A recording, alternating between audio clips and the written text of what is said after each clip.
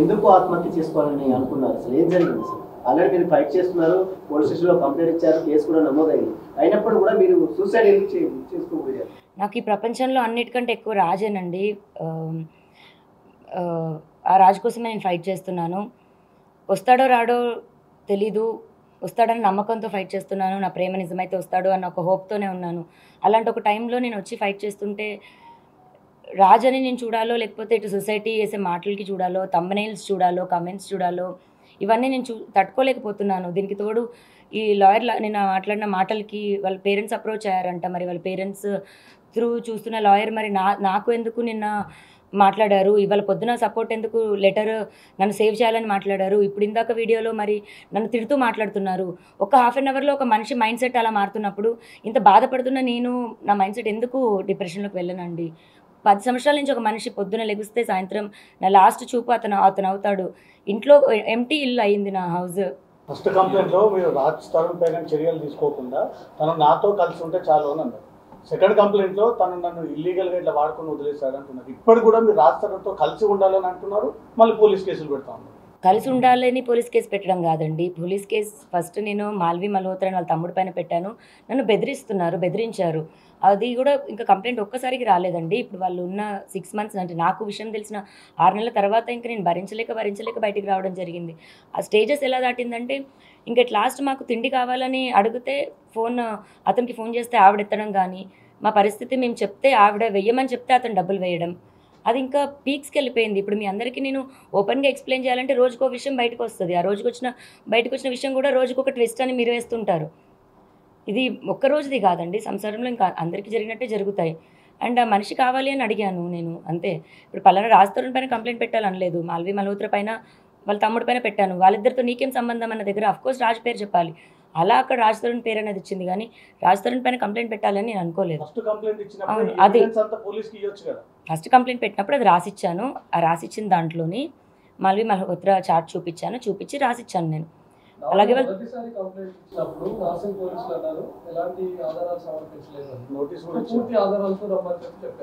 Second time మీరు వెళ్ళినప్పుడు almost ఒక 150+ ఫోటోగ్రాఫ్స్ ఎవిడెన్స్ అన్ని కూడా మీరు సబ్మిట్ చేసినట్టుగా తెలుస్తుంది. ఇప్పుడు నార్సింగ్ పోలీసులు ఏ విధంగా వ్యవహరిస్తున్నారు? రాజ్ తరుణ్ కాంటాక్ట్ అవుతున్నామని ఏమైనా చెప్తున్నారా? రాజ్ తరుణ్ పైన కేసెస్ పెట్టామని ఏమైనా చెప్తున్నారా? రాజ్ తరుణ్ అందులో తీసుకుంటామని అసలు నార్సింగ్ పోలీసులు ఏం చెప్తున్నారు? నేను ఫస్ట్ కంప్లైంట్ పెట్టినప్పటికీ ఈవినింగ్ 7-8 అయిపోయిందండి. సో నాకు రిసిప్ట్ ఇవ్వడం కానీ అవేమీ జరగలేదు. అఫీషియల్గా నేను రిసిప్ట్ కలెక్ట్ చేసుకున్నాక పోనీ ఎఫ్ఐఆర్ అన్నది దానికో ఎవిడెన్స్లు అన్నది ఇస్తాము. రెండో రోజుకి తెల్లారుజాము నుంచి మీడియాలో ఎలా వచ్చిందో మీ అందరికీ తెలుసు. ఆ డే నాకు బయటికి రావడానికి అంతా కూడా నేను ప్రిపేర్డ్ లేను. ఫస్ట్ నేను మీడియా ముందుకి అంత ప్రెస్ మీట్, ఇప్పుడు ఇంత ప్రెస్ మీట్ వచ్చినప్పుడు కూడా నేను ఎలా వణికాను అన్నది మీ అందరికీ తెలుసు. నేను కెమెరాస్కి అంత అలవాటు లేదు నాకు. అండ్ ఇప్పుడు ఎవిడెన్స్లు 12 ఏళ్ళ ఎవిడెన్స్లు తీయాలంటే ఒక్క రోజులో నేను రెడీగా ప్రిపేర్డ్గా లేను కదండి. నాకు 1-2 డేస్ టైం పడుతుంది. ఆ 1-2 డేస్ టైం తీసుకొని ఎవిడెన్స్లు ఇచ్చాను.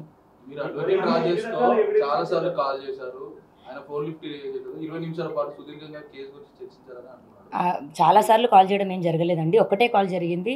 అండ్ అతను నాకు ఫస్ట్ ఎవరు అప్రోచ్ అయ్యారు? ఫస్ట్ అప్రోచ్ అయింది తనే అండి. నాకు అప్రోచ్ అయింది కూడా మూవీ అని, మీరు యాక్టింగ్ అంటే ఇంట్రెస్ట్ అని అప్రోచ్ అయ్యారు. లేదండి నాట్ ఇంట్రెస్టెడ్ అని చెప్పాను. తర్వాత నేను అడ్వకేట్ అని చెప్పారు. కంటిన్యూ అవుతుంటే మీరు రాజ్ తరుణ్తో మాట్లాడి మధ్యలో లావణ్య అని ఒక ఆడియో బయటకు వచ్చింది. దాని మీద మీరు ఏం చెప్తారు? ఎప్పటిది అసలు ఆడియో? ఇప్పుడు మళ్ళీ నా పోరాటం ఒకటవుతుంటే ఈ ఒకదానిపైన ఒకటి లేదండి. అది లాస్ట్ ఇయర్ సెప్టెంబర్ దండి ఆడియో. అది ఆ లాస్ట్ ఇయర్ సెప్టెంబర్ నుంచే నేను మెంటల్గా ఇల్లని ప్రూవ్ చేయాలి అని ట్రై చేస్తున్న టైంలోని 3 రోజులు నాతో అతను చేసిన ఏదైతే బిహేవియర్ ఉందో అప్పుడు నేను ఇంకా తట్టుకోలేక బర్స్ట్ అయ్యి నేను రియాక్ట్ అయ్యి నేను అలా అతను నాకు చేసిన బిహేవియర్కి నేను తిరిగి ఇచ్చింది. ఈ బొర్ర పగిలిన ఇన్సిడెంట్ తర్వాత కాలేదు.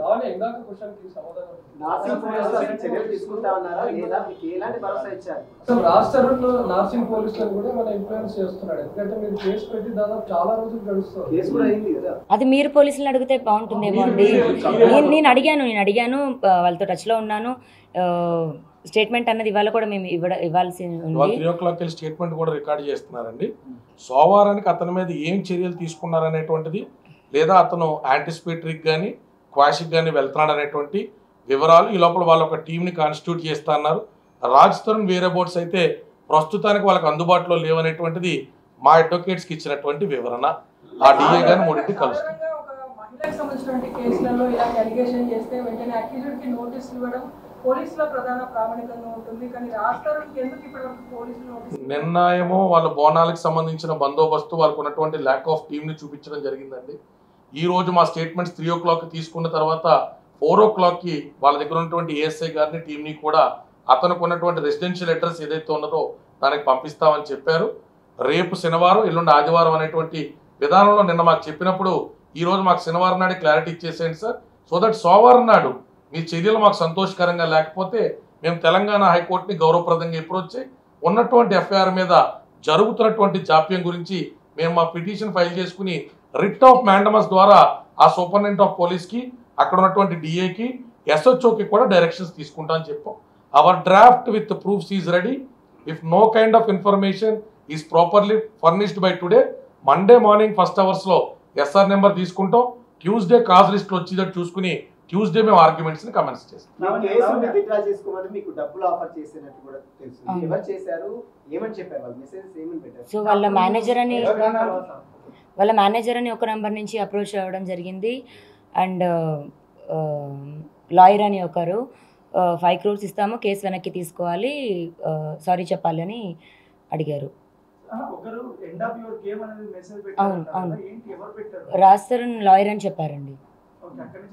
అక్కడి నుంచి థ్రెటనింగ్ స్టార్ట్ అయింది. అండ్ వీడియోస్ పంపించి నీ గేమ్ ఎండ్ అయింది, నువ్వు ఎవరితో పెట్టుకుంటున్నావు నీకు అర్థం కావట్లేదు, హై ప్రొఫైల్స్ అంటే ఎలా ఉంటాయో మీకు చూపిస్తాము, తెలుస్తుంది ఇప్పుడు నీకు అని చెప్పారు. పెట్టుకోండి, ఇప్పుడు ఆ డబ్బులు కావాలి అని అంటే నేను సైలెంట్గా హౌసే తీసుకునేదాన్ని. ఇప్పుడు ఈ రోజు కూడా నాకు వచ్చిన థ్రెట్ ఏదైతే ఉందో ఇల్లు ఖాళీ చేపిస్తామని, మరి అదే ఇల్లు నీకు ఇస్తాను కాకపోతే నేను నీతో ఉండను అని అన్న దగ్గర నేను అది దాటేసి వచ్చినాక మంచి కోసం నేను ఫైట్ చేస్తున్నాను. మరి ఆ ఇల్లే కావాలనుకుంటే నేను ఇల్లు ముందు రాయించుకునేదాన్ని, పోనీ రాయించి ఫైట్ చేసుకునేదాన్ని. నేను రాస్తారని అడుగుతున్నానండి.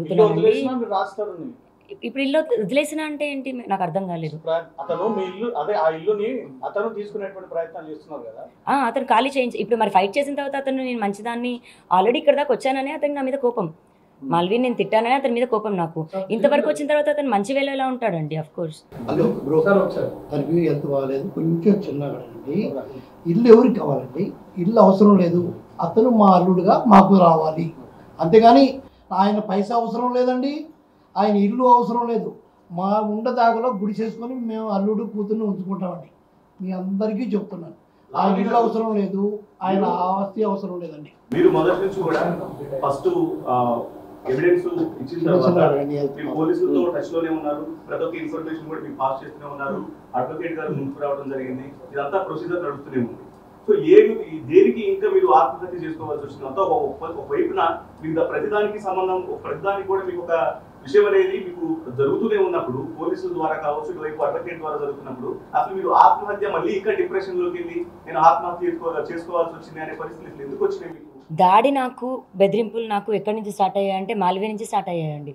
గత 8 months నుంచి ఆవిడ ఎలా అయితే ప్రతిదీ నువ్వు ప్రూవ్ చేసి మాట్లాడు అన్న దగ్గరే ఒక ఎవిడెన్స్ ఒకటి క్రియేట్ చేయాలి అన్న ఒక ఆలోచన నా మైండ్లోకి వచ్చింది. అది చూపించి మాట్లాడితే తప్ప ఆవిడ నిజమన్నది ఒప్పుకోదు. అక్కడి నుంచి మొదలైంది. నిన్న ఇప్పుడు వరకు మీడియా వరకు కూడా ఏదన్నా చూపించి మాట్లాడితేనే నమ్మే డే అన్నది వచ్చింది. ఇప్పుడు నేను చూపించి మాట్లాడాకైనా ఇప్పుడు కూడా దాడి నా మీదే. కానీ మరి అలానే రాస్తారు తల్లిదండ్రులు ఉన్నారు, మరి మాల్వీ మల్హోత్రా తల్లిదండ్రులు ఉన్నారు. ఇటు సైడ్ నుంచి అటు వైపు ఏం వెళ్ళిందండి? ఒక్క ప్రశ్న ఏం వెళ్ళింది?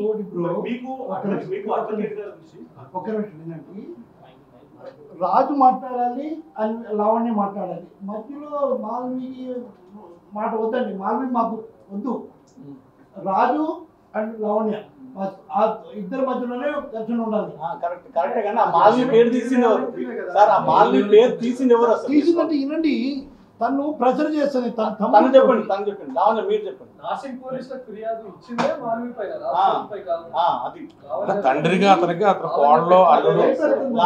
మీరు చెప్పండి, మాల్వీ పేరు ఎందుకు తీసుకొచ్చారు? ఇప్పుడు మాల్వీ ఎందుకు వద్దంటున్నారు? అంటే మా డాడీని నా పేరుతో నేను హర్ట్ అవుతున్నాను కదా, అందుకు వద్దంటున్నారు. ఆ పేరు నుంచి నా ప్రాబ్లం స్టార్ట్ అయింది కదా, అందుకు వద్దంటున్నారు. కానీ మీరు కేసు పెట్టిందే అవునండి, మా ఫాదర్ ఇంటెన్షన్ వేరు, ఇంటెన్షన్ వేరు. ఫైనల్ అవుట్పుట్ ఏంటండి? రాస్తారని మీద కేసు పెట్టారు, ఇప్పుడు ఆయన ఏ1గా అక్యూజ్డ్ గా ఉన్నారు. అతన్ని జైలుకి పంపించడం ఇట్లేమా, లేదంటే తనకి కౌన్సిలింగ్ ఇచ్చి మీ దగ్గరికి పంపించడం మీ లక్ష్యం? ఇప్పుడు అతను కావాలి, అతని కోసమే అతను నా భర్త అనే ఫైటింగ్ అండి. అతను జైలుకి వెళ్ళాలని కాదు, అతని ఉద్దేశం అది. నేను అమ్మాయితో ఉండను, అవసరమైతే జైలుకి వెళ్తాను అన్నది అతని స్టేట్మెంట్, నాది కాదు. అదే అండి, ఇప్పుడు అది పోలీసులు ప్రూవ్ చేస్తారు. ఇంకా పెళ్లి చేసుకోలేదు కదా, 493 అట్రాక్ట్ అయింది కదా, ఆయన పద్ధతిలోనే పెళ్లి చేసుకోలేదు అనుకున్నాం. నల్లపోసలు ఎందుకు వేసు? ఆ అమ్మాయిని ఏ అథారిటీతో, ఏ కేటగిరీలో నీ దగ్గర ఉంచో, ఏ అథారిటీలో కడుపులకు సంబంధించి బిల్లు కట్టావు, ఏ అథారిటీలో అమ్మాయి ఇప్పటికీ నీ ఇంట్లో ఉంటుంది, ఏ అథారిటీలో 15 కుక్కలు తీసుకొచ్చి అమ్మాయి దగ్గర పెట్టావు. ఇప్పుడు చట్టం గురించి, కేసులు అప్లై చేయడం గురించి చాలామంది మాట్లాడుతున్నారు.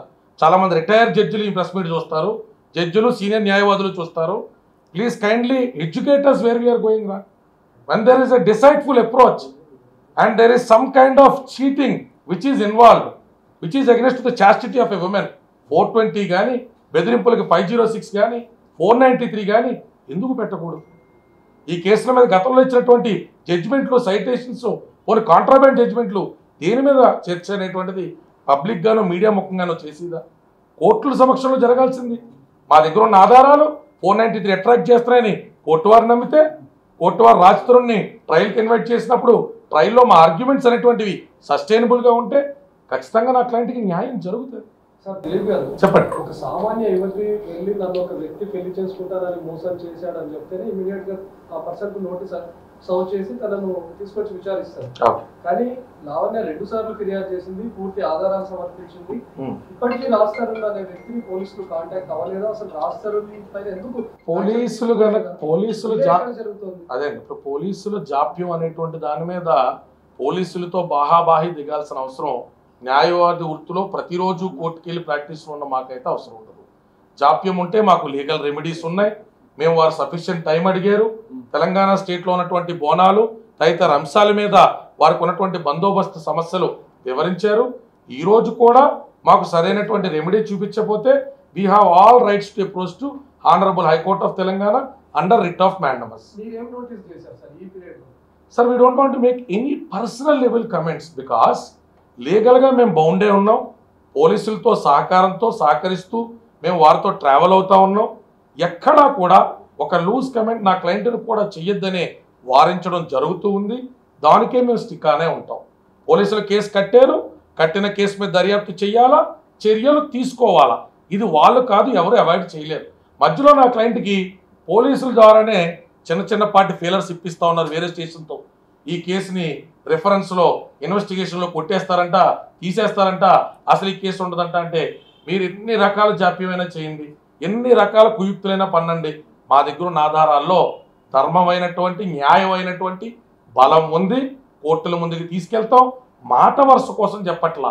హైకోర్టుకి సబ్మిట్ చేసిన తర్వాత మా కోర్టులు న్యాయ వ్యవస్థ మీద నాకు కానీ, నా క్లయింట్కి కానీ, వాళ్ళ కుటుంబ సభ్యులకు కానీ పూర్తి స్థాయి విశ్వాసం ఉంది. మా దగ్గర ఉన్న ఆధారాలు పెడతాం. కాదు అంటే దీనికి ఖచ్చితంగా అవసరం అనుకుంటే రివిజన్ కోసం మేము సుప్రీంకోర్టు గుమ్మం కూడా తొక్కుతాం.